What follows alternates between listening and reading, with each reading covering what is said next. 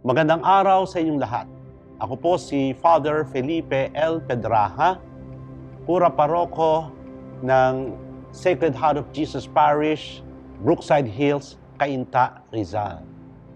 At ngayon ay tayo ay nasa ika-14 na linggo sa karaniwang panahon na ang mabuting balita na ating tatalakayin ay mula sa mabuting balita ayon kay San Marcos, Kapitulo 6, talata 1 hanggang 6. Kapag meron tayong inanyahang speaker, bago siya magsalita, ay meron munang introduction to the guest speaker.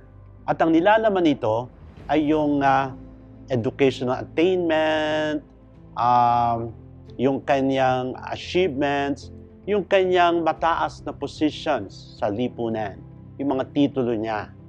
Minsan, napakahaba nito, no? Ngunit anong layunin ng introduction to the guest speaker?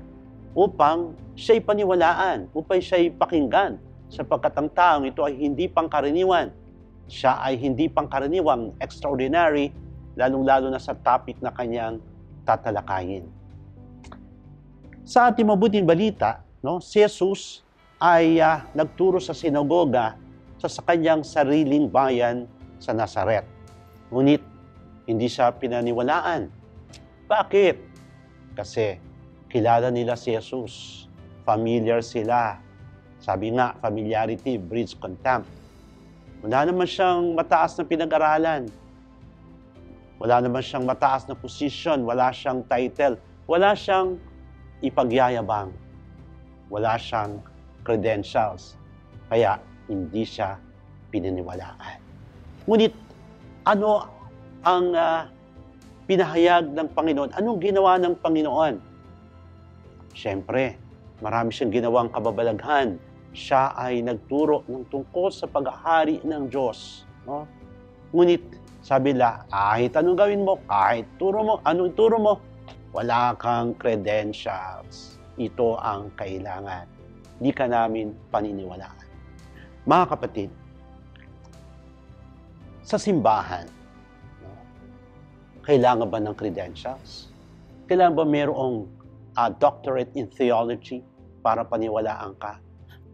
Kailangan ba ikaw may mataas na position? Mga kapatid, tayong lahat, tayo bilang simbahan ay tagapagpahayag ng mabuting balita. Kapag ikaw'y binyagan, tagapagpahayag ka. Kahit ikaw ay hindi mataas ang pinag-aralan, isa kang pangkaraniwang tao, isang magsasaka, isang manggagawa.